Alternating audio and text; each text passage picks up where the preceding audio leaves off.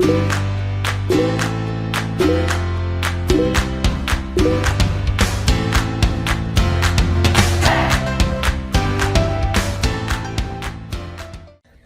here's the new power setup that I have for my arcade commission mods. So this is the custom inlet module switch that I've created. That's pretty standard. This is going to plug into the back of your cab, so you do have to make the hole for that. This is going to be the cable that plugs into that, into your regular outlet that you have in the wall.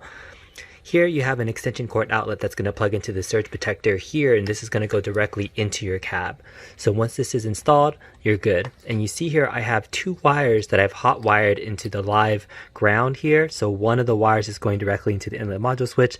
The other is going to be an out wire that's going to be plugged into the stock A1Up switch that's behind this arcade PCB here.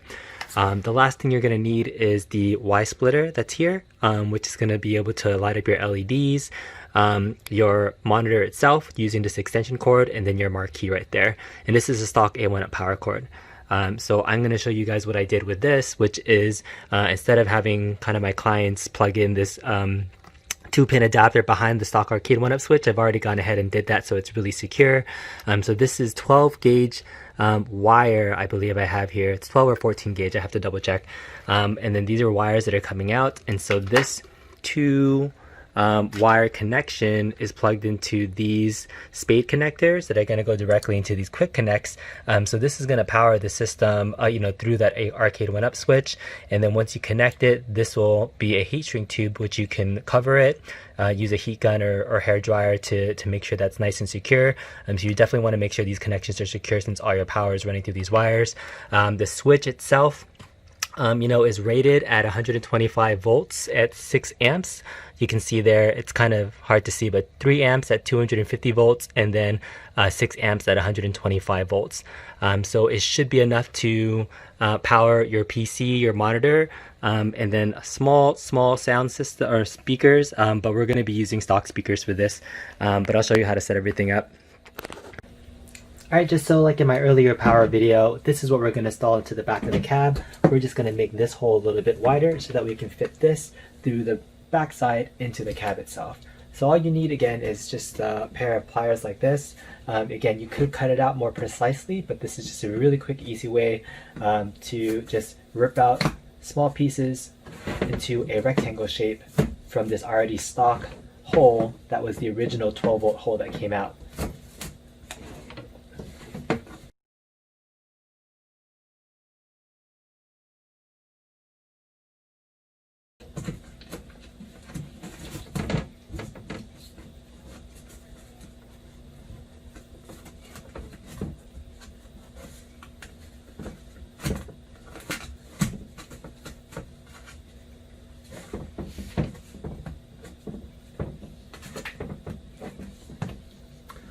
Alright, and from there you see that it's already plugged in from the back side, and on the back it's perfectly covering the hole on the back. You can just go ahead and screw that down. So that looks really clean.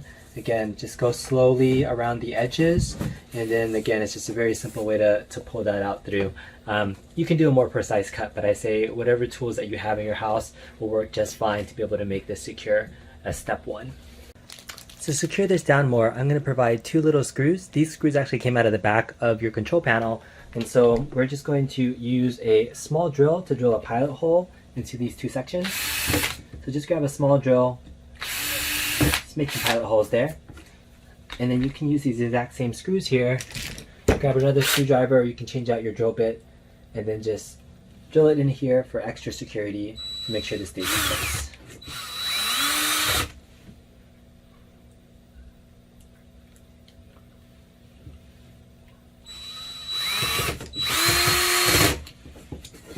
Now it's nice and tight. Next, you're going to get one of these power strips, and I've already pre-installed some double-sided tape, so just go ahead and peel this off, and if you have your own, that's fine as well. But I like to make sure that this is secured and tight down on the back of your cab. I'm going to put it on the bottom left-hand side, about into the middle of the cab there, and then this back end here is just going to plug in to this outlet extension cable into our inlet module switch.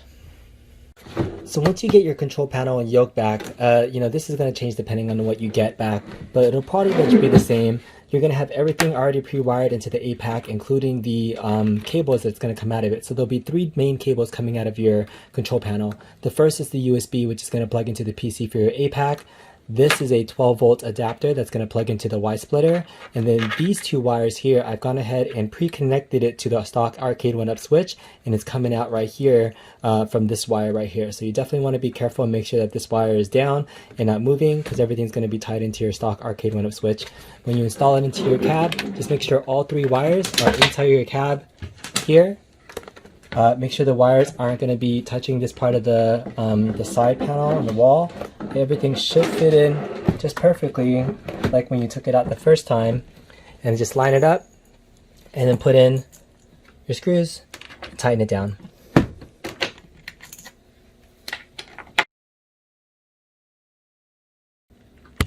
Just as a reminder, I'm using a drill to kind of drill this in quickly for the video, but I do recommend actually drilling this in with the regular screwdriver so you don't over tighten it, so you don't crack your plexiglass. So I didn't tighten it all the way. Just make sure you're very careful when you're screwing this back into your cab.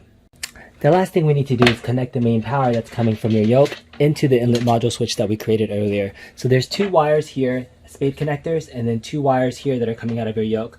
So you do need to connect these here. Again, everything's unplugged from the outlet, so make sure everything is unplugged before you do this. And just go ahead and connect these, and these should be pretty solid, secure connections to plug all the way in. You shouldn't have any exposed wire as it goes into the spade connectors, as everything's connected. And that's it. This is going to create a remote switch for the surge protector. And the last thing I included was 2 additional heat shrink tubes. So if you want to afterwards, you can go ahead and cover these and then just use a heat gun. If you don't have a heat gun, you can use a hairdryer as well, and just heat this up so it actually creates a more secure connection and covers that as well. So that should be secure once you plug in the power, and then once we test this, we should be able to get power once we plug it into our outlet. All right, we're gonna test all our connections now. This is just a regular 3-prong connector. That's a normal PC connection that's gonna be included in your kit. Plug it into your outlet, plug it into your inlet module switch in the back. First thing we're gonna do is flip this switch, test the inlet module switch. This should light up if everything's working correctly. That's step number 1. So you can see there that that's lit up, but our surge protector on the inside of the cab right here is not lit up yet because we haven't flipped our power switch on the Arcade1Up.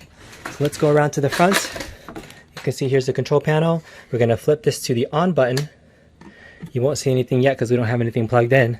But now if you come back here, you can see our switch is on. So again, this is in an on position. This switch actually works normally, but what that remote switch is doing is actually creating that power switch from the cable we just created.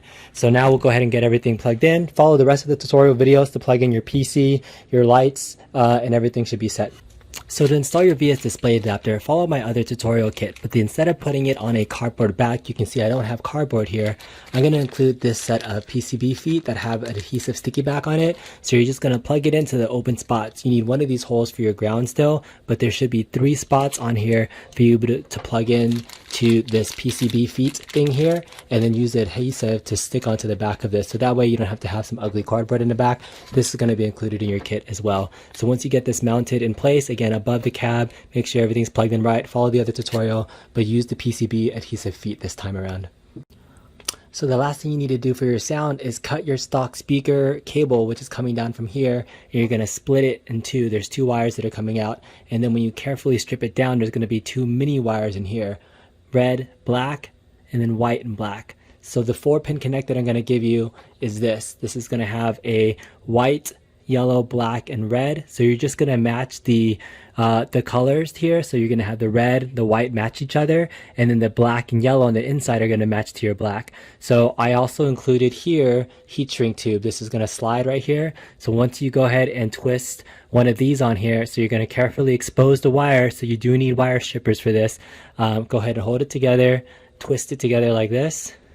Once you get a kind of a nice solid twisted connection there, then you can go ahead and push this back so it's flat, and then you're going to take your heat shrink tube that's already included and then cover the connection that you have, And then again, if you can, use a heat gun or a high dryer if you have it to be able to shrink this, and this is going to create a super secure connection. So do this for all 4 pins. That's as much as you need to do to get your sound running from the stock speakers, and we'll show you what it sounds like in just a second. Okay, after you've wired up all 4 of your wires and move that heat shrink tube over, again, I haven't actually done the heat shrinking portion with the heat gun, but just go ahead and cover it. It'll already create a nice secure connection. The last thing, you're just going to plug in this 4-pin connector to this little port right above the sound outputs that you would normally plug in a 3.5 millimeter cable into. It's going to plug in right there, and this is actually going to help draw power from the display adapter into the speakers. So now you only need 2 things to plug into your power outlet, the PC plus that 12-volt adapter. The sound's going to sound great. Let's go ahead and test it out. Alright, if you already have your SDisplay adapter installed, then putting in your PC is a cinch.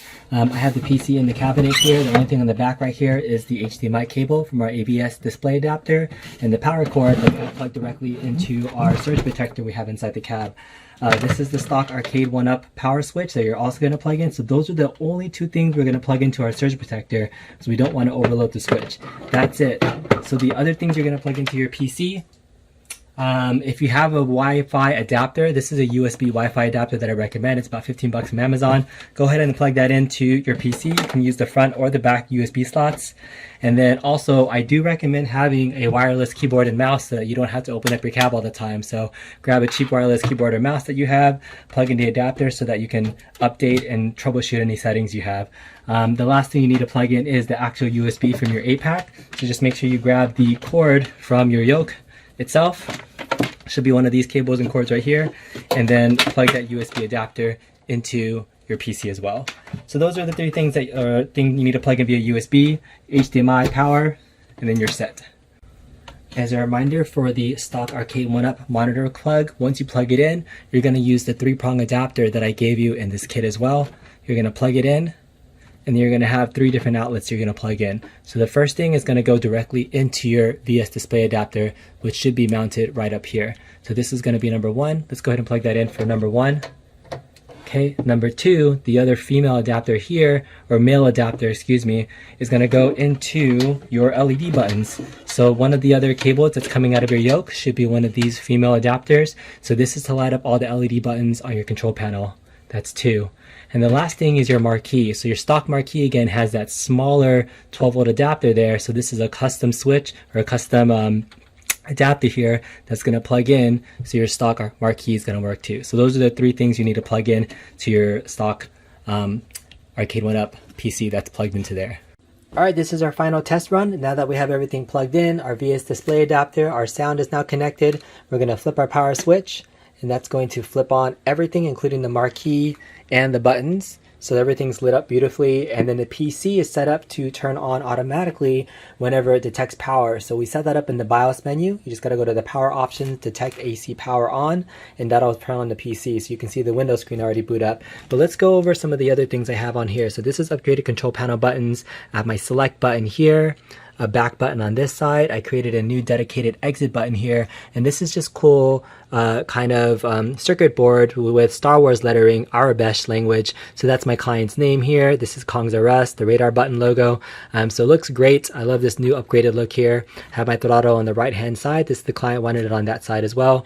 You can see Windows taking just a second to boot up and go automatically into BigBox. So BigBox is now jumping up. It's automatically set up to turn on once the computer sets up with one other program called JoyToKey. Boom, there's BigBox. And there's the volume, which is only at a kind of low 12 volume. But check this out. I move the volume switch. I can move it all the way up. And these are the stock speakers. Look how loud that is. So I can move this down and up using the stock speaker volume, which is great. So it sounds great. I'm going to leave it about halfway so I can play some games.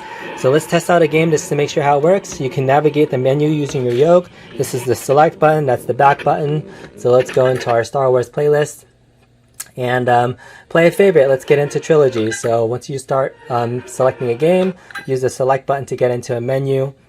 This game is going to load up in just a second. So yeah, there we go. Oh, one of the LED buttons stopped lighting up, so I have to check the connection on that one there, but now it's lit up. Okay, so now you have your coin buttons going. You just push the coin button to start up. You select your game, hit the select button and event button, and everything should be running. So let's just see how this runs really fast just to make sure the yoke and everything is working correctly. I've already tested several games, but you can see here the yoke is working beautifully. And boom. And when you're ready to exit a game, you just push the exit button. It'll take you back into the menu for BigBox and back into your main menu. Alright, once you exit a game and now you're back in your menu and you're done playing, you're going to press this back button to get back into your main menu, and then go back into your playlist menu here and then go to the shutdown option. So once you go to shutdown, that's going to shut everything off. And you want to do this all the time to make sure that you're shutting down your PC normally through the BigBox menu and not just flipping the switch. So once you do that and then you see this little attention no signal on your screen, that's when it's safe to flip the power, and then that's the only way you should shut down. So that's it. Now your PC is completely off as well as your cab, and then ready for you to play the next time you go. So I hope you guys enjoyed, and check you out next time.